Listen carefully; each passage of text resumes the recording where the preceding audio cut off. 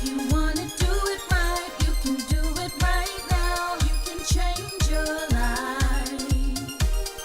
If you wanna do it right, you can do it right now. Come on and change your life. Zakiya Larry live in the building. You can change your life. Zakiya Larry live in the building. Well, thank you for still hanging out with us here, by the way. I'm having a great time. Okay, good. Great times are what we like to do here. Absolutely. Okay, all right, thank you. She's having a great time. Media Masters, ZL Live, so this is super cool. We talked about going deeper into the idea of shifting. You actually wrote a book about shifting. It's actually called Shifting the Double Lives of Black Women. Yes, yes. Double lives, you mean like secret agents? What are we talking about here? What does that mean? Well, sometimes, we do feel like secret agents. Sometimes we have to submerge our authentic selves because we are trying to deal with a situation, achieve a certain goal, climb the corporate ladder. Shifting can be emotional. As Black mothers, seeing our sons walk out that front door and hoping that everything will be okay while they're out there. Shifting is basically the term that I came up with my co-author. He was a psychologist, Dr. Kamea Shorter-Gooden, for all of the ways that Black women deal with the double whammy of race and gender, racism and sexism, right? It's the masks that we sometimes wear. It is the different voices that we sometimes take on. And it's the emotional changes that we go through to deal with these very real biases that we still have to deal with in this society. And shifting, excuse me, is a necessary thing. And it's not even always negative. If it gets you to where you need to be professionally so you can take care of your family, if it engages you in terms of fighting back, Sure. Taking on the struggle, running for office in Georgia when people say you're crazy and you can't become a governor. Absolutely. Challenging a security guard who seems to be following you around the store, but not the woman who's got the blonde hair and the blue eyes. Absolutely. So it has various manifestations, but it's certainly a necessity that we've had to do ever since we got to this country hundreds of years ago. Do you think that inherently shifting is inauthentic? Is one able to be herself if she's shifting? Is she a different person at work? What does that really mean? Is that putting up a veil? Is that very inauthentic when we talk about shifting? It can be inauthentic if you're not comfortable with it, right? If you're doing it out of necessity and when you go home at night, your stomach's in knots based on what you feel you had to do that day, that can be painful. Sure. That can be something that becomes toxic, and that tells you that that's a situation that if you can extricate yourself from it, that is a goal you need to have. But I also think, again, that shifting can be empowering. You can make the choice. Shifting is often a choice, right? Okay. So you can make that conscious choice as Meghan Markle's mother going to the royal wedding, that no, you are not going to take out those locks or cut off that beautiful style that you've been wearing and cultivating for years just to fit into this setting. So then let me ask you a question about that. Is shifting now shifting? Here's what I mean.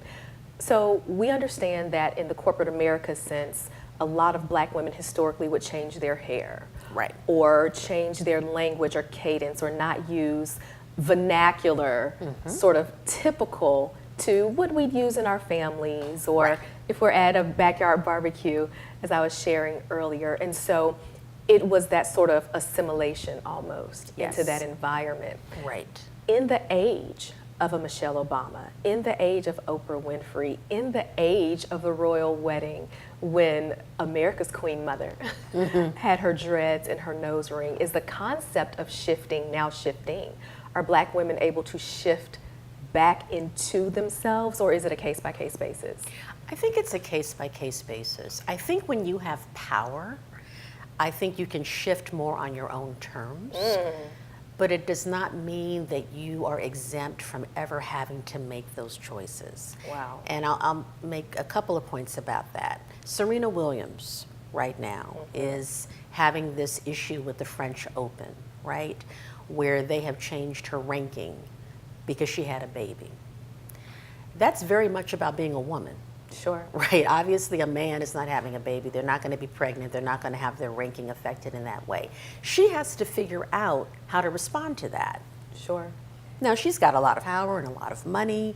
If she decides not to participate, there are a lot of folks that are going to be with her. It's not going to damage her career, but it's a choice that she has to make based on who she is, based on a key part of her identity as a woman, right? So she's still having to shift. She's got power within it. She's not a young single mother who's got to get out there and deal with a boss she can't stand to feed her baby at home. Sure. But it's still something that she has to wrestle with and make a decision about how to respond to, okay? Another side of shifting is a Meghan Markle deciding, how much of my blackness do I want to bring to this ceremony? Now, I don't know if that was a struggle for her. It doesn't look like it was. It looks like she was very authentic, full of grace, and full of joy about how she integrated, literally, her black identity into this ancient, very white, Eurocentric world. But it still is something that she had to think about. Absolutely. You know what I'm saying? And so I feel that black women are probably shifting less into a less authentic space than they used to. We are declaring our hair is gorgeous, it's sculpture, and I'm doing it. Absolutely. I'm going to speak the way I want to speak. If you don't like it, I'm going to go somewhere else. But the necessity to think about those things and to make those choices is still as resonant as ever. Sure. And the necessity to make that decision and to analyze your mood based on audience is also draining. It's exhausting. It can be exhausting. And I think that it's also very important that we engage in self-care, that we check in with ourselves. And it's one thing to make that little shift in that moment and you're fine with it. I had to do what I had to do. I went ahead and put the locks up in a bun. I didn't feel like being bothered with the manager of the store, though I felt that the treatment wasn't the best, so I'm just going to leave and take my business elsewhere. You know, it's funny. I did not think about the idea of shifting until I wrote the book. And when I was in the course of writing it, interviewing women and girls about their experiences, I had to look at myself and think about, well, you know, I straightened my hair. So that's shifting. Sure. Even though I don't feel I was doing it out of self-hatred. You know, I thought braids and locks were beautiful too, but that was just my choice. But one thing that I had done, which I reflected upon, was how I was once talking to a mentor of mine, a white woman who'd been my teacher in college, wonderful lady, had been my editor at various newspapers, and I was speaking to her about a guy, I guess. And I said, oh, and he was fine, you know, he was really fine. And she imitated me. Okay. And I don't think it was out of malice. It wasn't a hateful thing at all. This is a woman that I loved, but it made me self-conscious that I had spoken in a way that I would more likely speak to my friends and to my family than I would to my white mentor. And for a moment, I felt a little, you know, uncomfortable about that.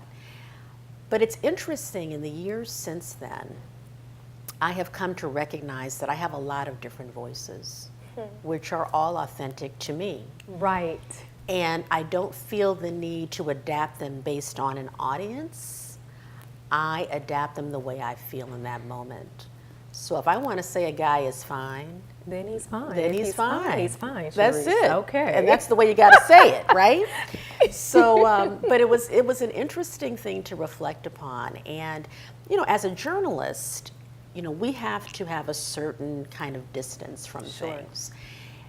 But I will say this, that we are in a moment culturally where I think people are confronting the idea of shifting in a very visceral way constantly.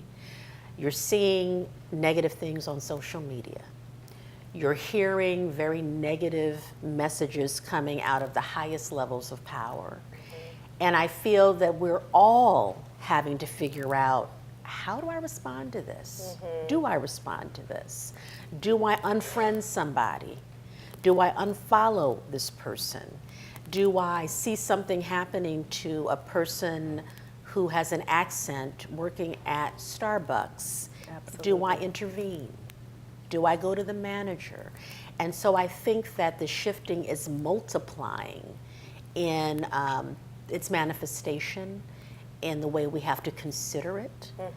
And I think that that is something that is just very visceral right now in the culture and in the country. I definitely see that attack on not being able to be one's authentic self and the protection of others who are simply being. So I've seen that on a national scale as well, with different news stories and on social media. What is so interesting to me, Charisse, when I was listening to your story about when you first realized the shift was something that maybe you'd do more consciously, I find it interesting because I'm thinking about my own shifting stories. And in a lot of ways, and tell me if you agree with this, in a lot of ways, there's no pivotal moment because it has been so ongoing.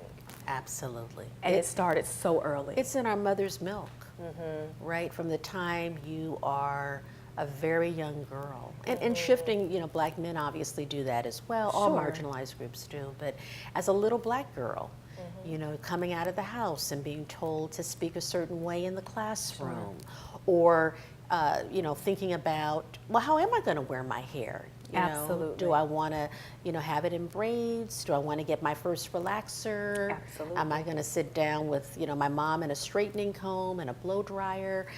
All of these And types that's of an things. emotional toll. And for a lot of black Absolutely. women, the processes you're describing, that's a physical toll. It's Yeah. a financial toll. Absolutely. And I don't think that folks who are not marginalized understand the very weight and gravity of the idea of shifting. I had a moment in which I refused to shift, but sort of in an opposite way. I was the state communications director for a nonprofit, loved what I did. It was in a large conference room, we were in a meeting. And I didn't interact much with this certain colleague just because of things I had seen Right. before. And I said, today I am going to participate in the what did you do this weekend conversation. This is my moment. Right. That's a whole nother conversation culturally. Yes. You don't need to know it. Okay, sorry. Right. I'm back. So I'm participating. Today is my day. Yes. So everyone went around the conference room table. They shared their weekend adventures or misadventures, as it may be. And so it got to me, and I said, oh, I had a great time this weekend. I went to the lake and ate a lot of food. It was really straightforward. Right. I do nothing on the weekend. This colleague across the table from me, for some reason, interpreted what I said in some sort of caricature kind of way. Stereotypical. Very stereotypical. I was speaking in the meeting the way I'm speaking to you right now. Right. And for some reason, these words, this tone, this cadence, translated to her as, girl, on the lake, okay, having so much fun, girl, this whole thing. And in that moment, I could have laughed, Right.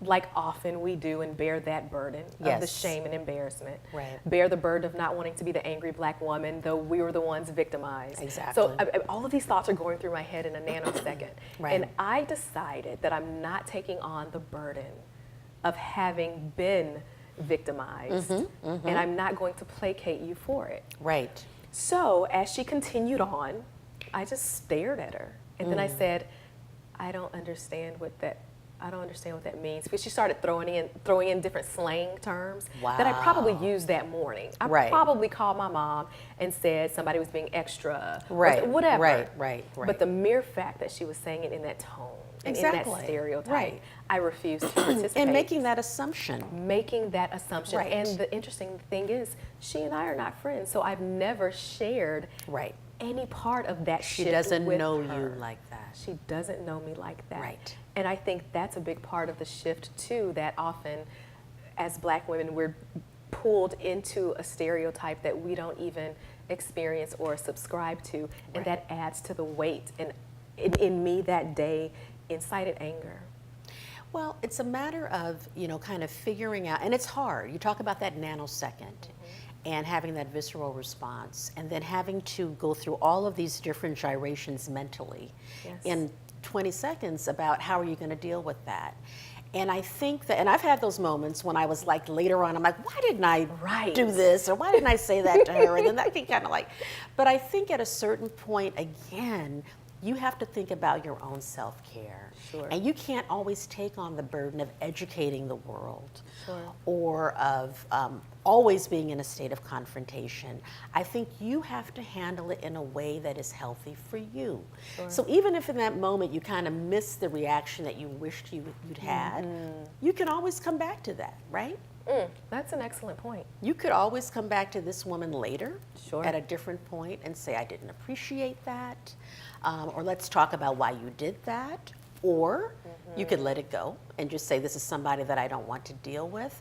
But ultimately, the agency that we have is how we respond to things and how we make sure that we don't let that toxicity Sure. make us ill, make us angry to the point where we're taking that home with us, that it's impacting other aspects of our lives. Not an easy thing to do, but something that because we have to wrestle with it so often, it's worth thinking about and kind of coming to peace with. And I think that you had a right to be angry. You had a right to be confused.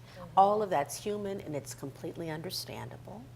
And in hindsight, you can make a decision going forward, how do I want to rectify this? Absolutely. And whatever decision you come to is just fine. Those are incredible takeaways. And unfortunately, all of us will probably run into that again. Fortunately, we have your tips, tools, and your book, Shifting the Double Lives of Black Women. But before we close on this topic, Charisse, question. With the prominence, and we opened with these ladies, of the Michelle Obamas and our Oprah, and now Meghan Markle, is shifting becoming less necessary, or is it still a mainstay that's probably here to stay? I think it's both. I think it is less necessary in certain circumstances. I think that people are getting an image of Black women that is more all-encompassing, that spotlights our excellence, that defeats a lot of these stereotypes. But I think as long as we are America, as long as people are people, you are always going to have to deal with folks having an impression of you that's rooted in something that has nothing to do with you. And you will have to figure out how to counter that, how to ignore that, how to overcome that. But I do feel that for all of the negativity that's happening right now, that it's also a very ripe moment for us to be ourselves authentically, to be represented in all of our grace and glory and beauty. And that's a positive thing that we need to embrace. I love that. My last question for you. Author, award winner, mommy, shifting coach. Sounds good. I like all these titles. I'm liking this. I'm liking this. We're updating the resume today. All of these different parts of you. How different is Charisse the woman and Charisse the multiple title holder? And do you shift between those two women? I think, that's such a great question. You've had so many. That I'm all of those things at all times. I think that at moments, certain things are more prominent than others. Certainly, when I'm with my son, I'm hoping that mom is the thing that is predominant. When I am giving a speech, I've got to be in that moment. I think you can't be everything equally all of the time, but you can embrace that all of those things are a part of you and fulfill a part of you. And all of that together makes you the woman that you are. Wow. The human being that you are. I mean, we're mosaics. And again, some pieces are going to be a little bit bolder at different times because Sure. you can't juggle everything the same way. But it's all a part of you, and it's lovely that we're complex and that we have different gifts and different loves, and we have certain things that make us angry and certain things that make us laugh. I mean, that's being human, and I embrace that, and I think we all should. I love that. Charisse, thank you so much for spending time with us today. Thank you. I enjoyed it. This was amazing. So, for more information about CharisseJones, her path, career, and her book, Shifting the Double Lives of Women, make sure you check out the link and check out the website, #ZLLive, to join the conversation and tell me your shifting story. And let's continue to talk and delve more into Charisse. As we wrap, how do we stay in touch with you? Well, it's so funny. I'm working on my website as we speak. Excellent. But you can follow me on Twitter at CharisseJones, at CharisseJones. And my books are available at Amazon and probably at your local bookstores. And I write for USA Today, so please hit me up, look me up, and I hope the conversation can continue. Thank you so much. This conversation about shifting brings up the notion that a safe space is needed for women to just be themselves. And speaking of one of those spaces, we are about to hear from two women, Lyndsay Christian and Joy Adams. They're two leaders of the Bougie Brunch Bunch, and they have created a tour that provides that safe space for women of color to just be. And it's all over food. So let's hear from them about their tour and why this is important, especially in a culture where women of color are shifting. You guys are communications impresarios in your own right. I mean, marketing and events with you, Joy. Absolutely. Lyndsay, media maven.